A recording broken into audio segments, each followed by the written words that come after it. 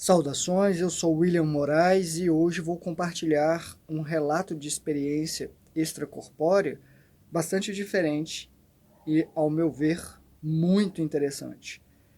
Antes eu vou agradecer novamente as pessoas que estão enviando energia para que eu me recupere dessa crise que deu em minha coluna por causa de hérnia de disco e um movimento acidental.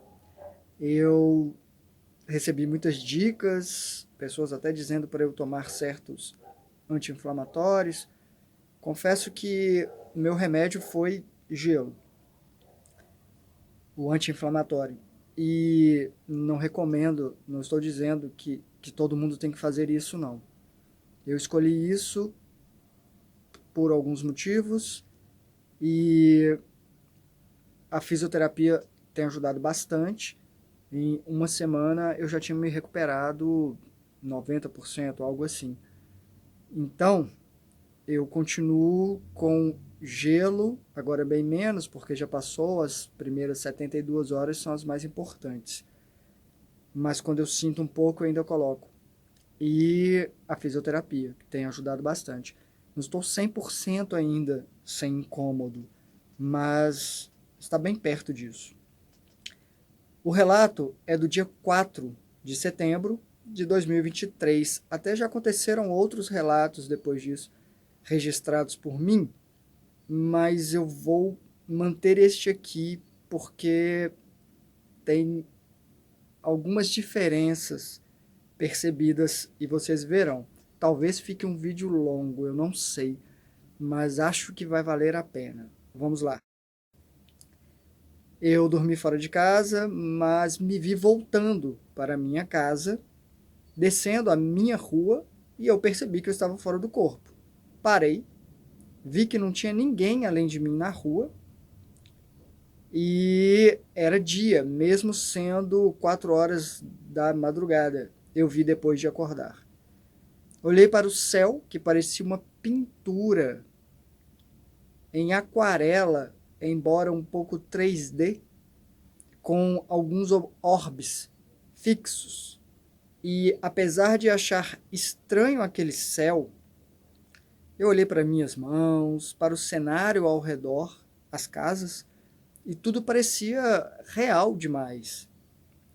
E voltei a olhar para o céu e clamei: então, eu estou fora do corpo e estou lúcido. Talvez eu possa ser útil ou fazer algo de útil. Alguém tem alguma tarefa para mim? Não houve respostas e eu olhei para a rua novamente e vi vindo duas figuras longe, mas estavam borradas, embaçadas. Vinham da rua lá embaixo.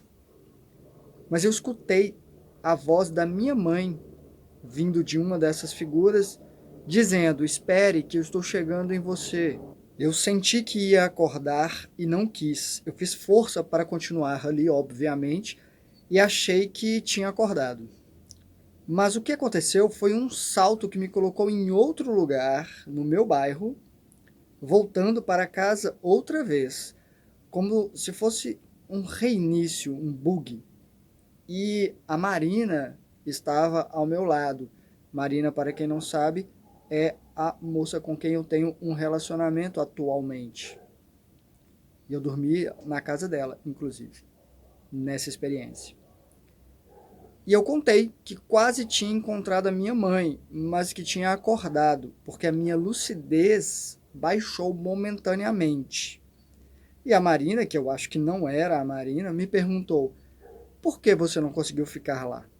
E eu falei: sabe quando você está com muito sono e tentando ficar acordada e não consegue? É a mesma coisa, só que o contrário, quase, porque não há a sensação de embriaguez que geralmente há, né? Quando você está com muito sono, você fica meio grog, como dizem. Você simplesmente não consegue se manter, acorda.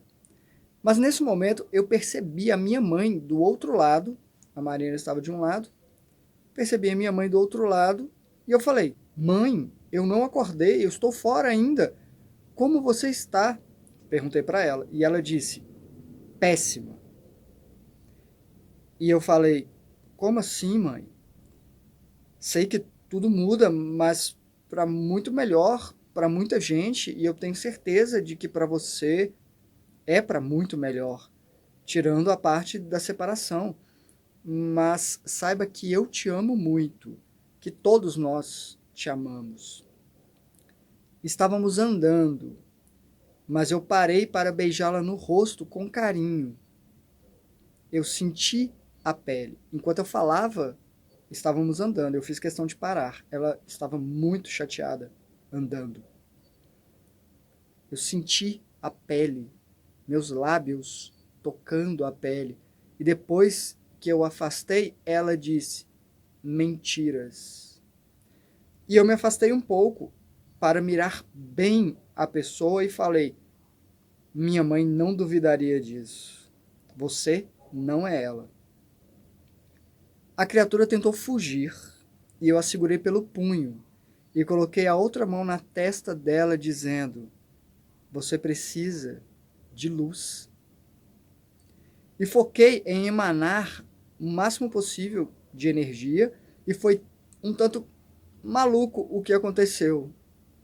O cenário girou e de repente estávamos na horizontal e deitados na minha cama, uma cama de um quarto antigo.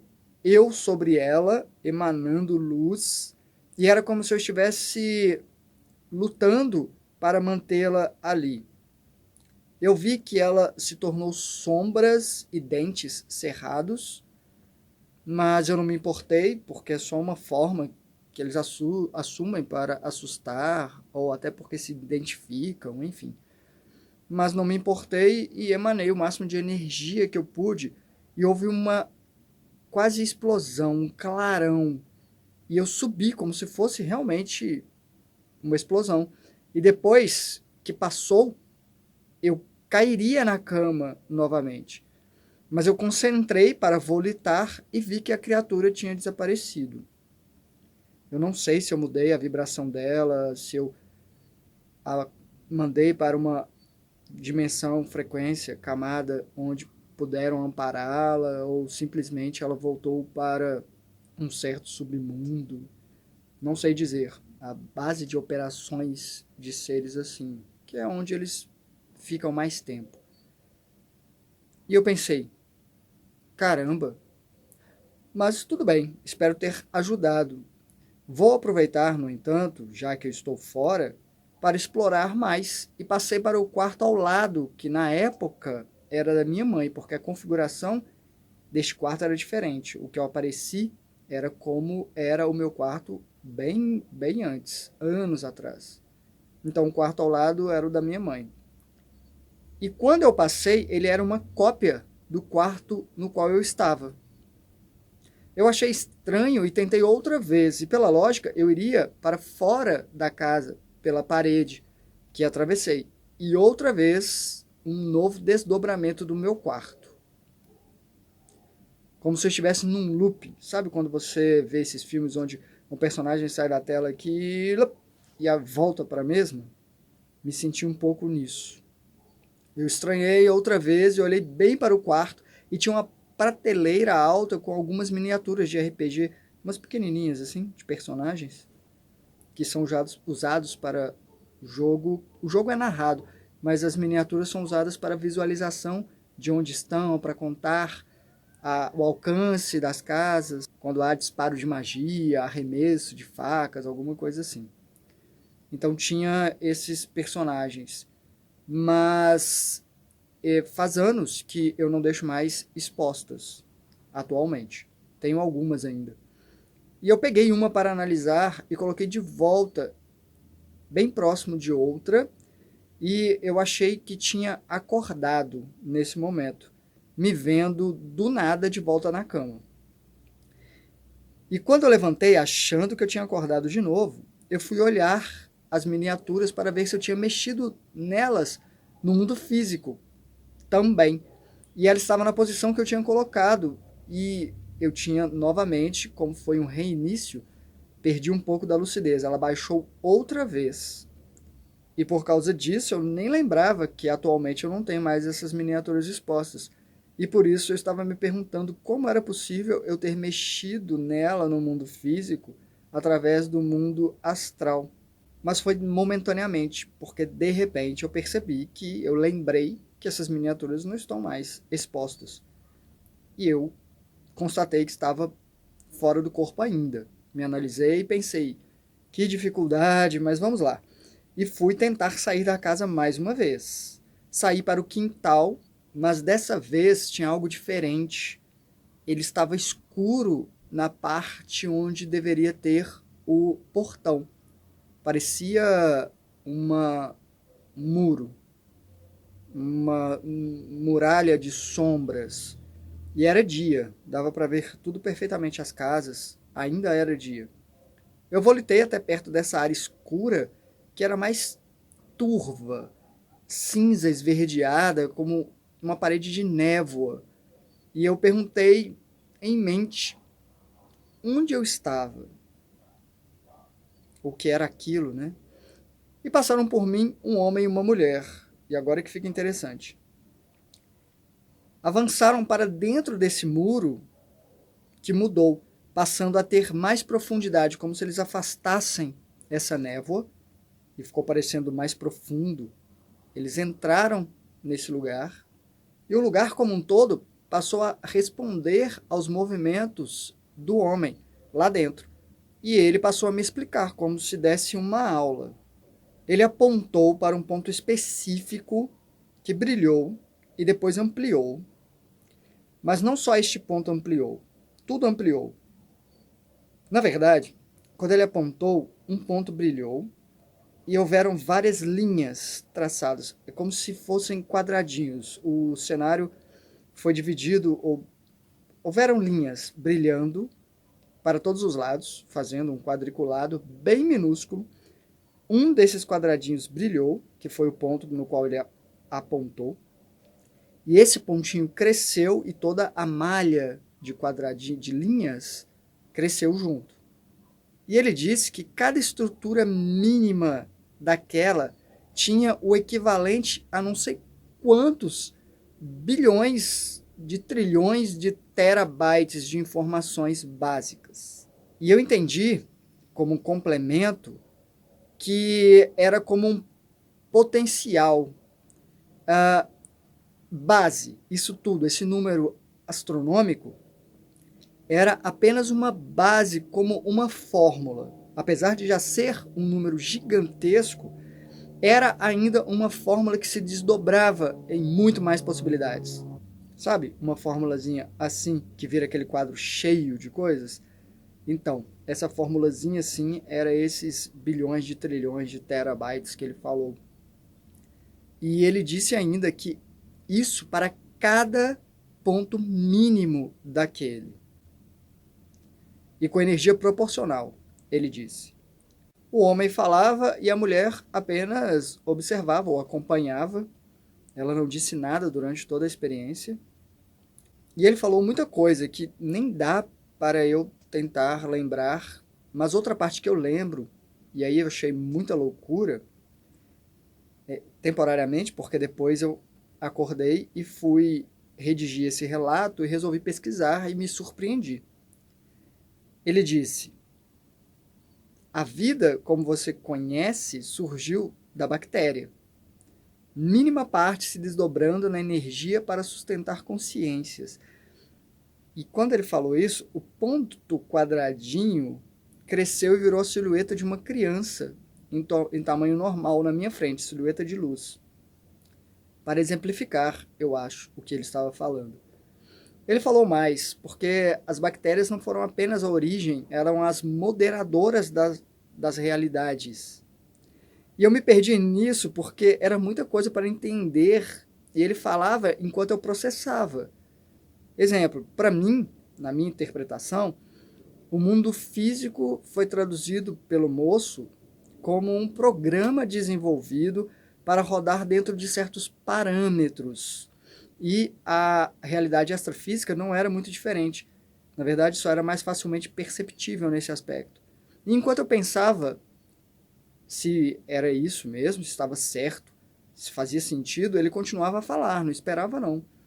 Então, antes de falar o que me surpreendeu na minha pesquisa, que eu fiz depois de acordado, eu quero comentar o que eu percebi sobre tudo isso ser uma realidade um tanto virtual.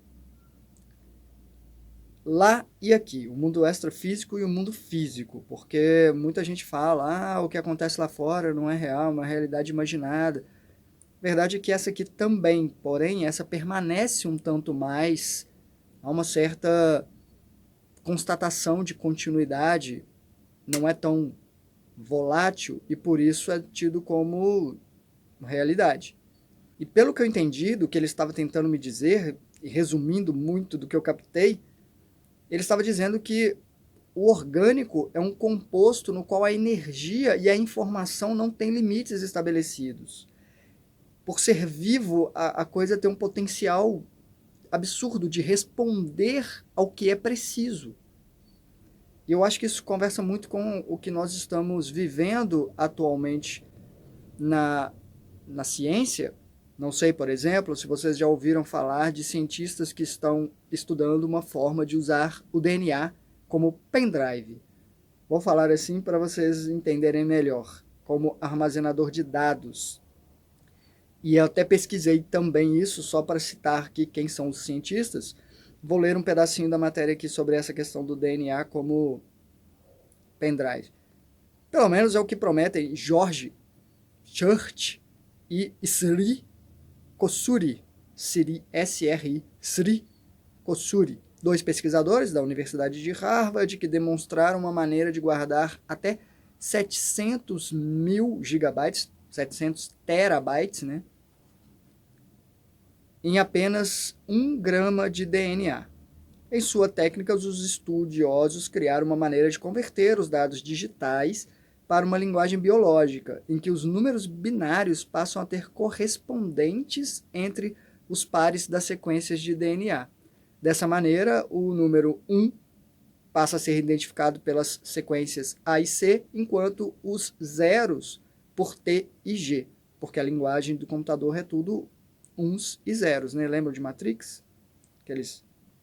Então, como uma única célula de DNA pode armazenar até 220 milhões de pares, seu potencial de armazenamento é gigantesco para os padrões atuais. A densidade teórica do armazenamento do DNA é tão alta que apenas 4 gramas dele poderia armazenar 1,8 zettabytes, o total de dados que existiam no mundo em 2009, explica Kossuri. Além disso, a técnica pode resolver um antigo problema de armazenamento de dados, que hoje são sujeitos a desaparecer em pouco tempo graças à rápida degradação. E ele diz, você pode deixar esses dados no deserto e eles estarão lá 400 mil anos depois. Claro, isso ainda está sendo desenvolvido, demora essa conversão. Ele falou em termos de horas para alguns bytes lá, não sei, 64 bytes, agora eu não estou lembrado, 164, alguma coisa nesse sentido, que demoraria horas para converter e horas para desconverter. A coisa ainda precisa ser desenvolvida. Agora, antes das minhas conclusões gerais, sobre a pesquisa que eu fiz a respeito das bactérias, eu já vou adiantar aqui que é impressionante.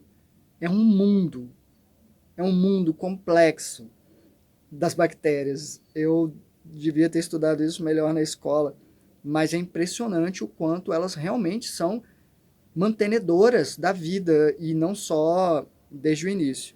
Esse pedaço de artigo que eu vou ler foi escrito pelo Fabiano de Abreu Rodrigues, que é doutor, nossa, tem tanta coisa aqui, vou falar porque dá credibilidade para o moço. É doutor e mestre em Ciências da Saúde nas áreas de Psicologia, Neurociência, com título reconhecido pela Universidade Nova de Lisboa, PhD em Neurociência pela Logos Universidade International City University, e também mestre em Psicanálise pelo Instituto Faculdade Gaio Unesco, pós-graduado em Neuropsicologia pela Cognos em Portugal, e em neurociência aplicada e aprendizagem, neurociência em comportamento, neurolinguística, antropologia. Gente, é muita coisa. Tipo, isso, eu não tô nem na metade. Eu li 1/3 aqui do que o cara conta, com especializações avançadas em nutrição. Não sei o que esse moço fazia mais da vida, não. É só isso que eu estudava. Nem namorar, ele devia namorar, não.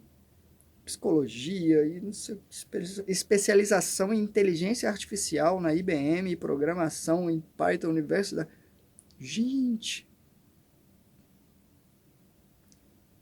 Enfim, ele escreveu isso aqui, ó. Questionar a origem da vida sempre foi intrínseco ao ser humano. Nesse contexto, diversas explicações foram sugeridas, desde pontos religiosos até pontos científicos. Uma das teorias mais conhecidas afirma que os organismos vivos vieram em simbiose para criar células eucarióticas. Bactérias e arqueias se associaram e evoluindo em ambientes onde só se pensava ser possível a existência de eucariotos. Está complexo, mas vai ficar mais claro aqui, ó. Enquanto a Terra tem cerca de 4,5 bilhões de anos, a primeira evidência fóssil de bactéria data de 3,5 bilhões de anos. E a primeira elevação significativa de oxigênio só aconteceu há 2 bilhões de anos. Ou seja, 1,5 bilhão de anos aí já tinha vida antes de ter oxigênio direito. Desse modo, a comunidade científica já provou que os primeiros seres vivos do planeta foram as bactérias e as arqueias, organismos procariontes sem núcleo, que têm possibilidade de sobreviver em ambientes extremos. Então a bactéria, pelo que eu entendi aqui, se associava a esses outros para pegar uma carona. Se desenvolveu e falou, é aqui que eu vou ficar. Mais ou menos isso, não sei, talvez. Outro ponto é que os organismos mais complexos, como o próprio ser humano, teriam nascido de células com núcleos que esbanjam energia, os eucariontes. As células deles podem aumentar ou diminuir o número de mitocôndrias de acordo com a demanda de energia, sem precisar aumentar o tamanho das células, como os procariontes precisam. Estudiosos do Instituto de Pesquisa de diversos países conduziram um experimento envolvendo bactérias de vida livre, ou seja, que vivem sozinhas na natureza. Desse modo, pensou-se também que a ecologia pode ser o elo perdido responsável pela centelha da vida. Terminando aqui, nesse estudo a bactéria analisada se reproduz por meio de um processo chamado fissão binária. Porém, quando a equipe forçou um andaime ecológico, não sei o que significa, em grandes grupos de bactérias, foi encontrado um comportamento evolutivo parecido em grupos de espécies multicelulares. Resumidamente, em diversas teorias, a conclusão é de que a origem das células eucarióticas é consequência de uma colaboração entre bactérias e arqueias. Cientistas também acreditam que as grandes transições da evolução envolveram a fusão de mais ou dois seres vivos completamente diferentes, o que chamamos de endossimbiose. Isso explicaria a origem das células eucarióticas e de suas mitocôndrias. Porém, é válido afirmar, uma resposta definitiva ainda não existe. Como complemento, achei em outro artigo, só complementando bem rapidinho, o corpo contém normalmente várias centenas de espécies diferentes de bactérias, mas muitos trilhões de bactérias individuais. O número de bactérias em nossa microbiota é, no mínimo, igual ao número de células no organismo. Muitas floras habituais são efetivamente úteis para as pessoas, ajudando-as, por exemplo, a digerir alimentos ou prevenindo o crescimento de outras bactérias mais perigosas. Então, parece que é um microcosmo. Isso de tem bactérias nocivas e tem bactérias que são benéficas. E, no geral, há essa manutenção, essa, às vezes até luta, né? Assim como os espíritos. Alguns são a favor da continuidade da vida, da evolução, e outros querem sabotar, querem provocar uma autodestruição. Então é tudo um microcosmo, um macrocosmo, e vai se desdobrando para o infinito e além. O que chamou a atenção a mim nessa experiência foram essas percepções de que parecia falso a realidade lá fora. O céu, que eu comento no início, que parecia uma pintura aquarelada, embora 3D, dos orbes, entende? o meu quarto que entrava num looping como se fosse um bug mesmo de programação. E a partir dessa realidade extrafísica, questionando, né, essa realidade extrafísica, como ela é muito mais, como eu disse, volátil, muito mais fácil de ser mudada, é mais fácil de perceber essa simulação. Mas é uma simulação, vale a pena dizer, que eu já escutei outras pessoas dizendo, tudo fora do corpo é coisa da nossa mente. É, mas existem mentes no coletivo. Então, há uma plataforma onde essas mentes interagem, se conectam. Então, isso poderia ser chamado de realidade. É uma forma de definir a realidade. É um lugar, mesmo que seja um lugar simulado, como eu considero que aqui também é, isso, tudo que eu trouxe de levantar essa questão, né, o que o moço me disse para que eu fosse pesquisar, de não separar tanto assim o biológico do tecnológico, de haver uma certa fluidez, como se tudo orgânico fosse parte de uma programação muito artificial, quase, entendem? Então o que fica para mim é que existem normas estabelecidas, programações definidas de funcionamento de cada uma dessas realidades.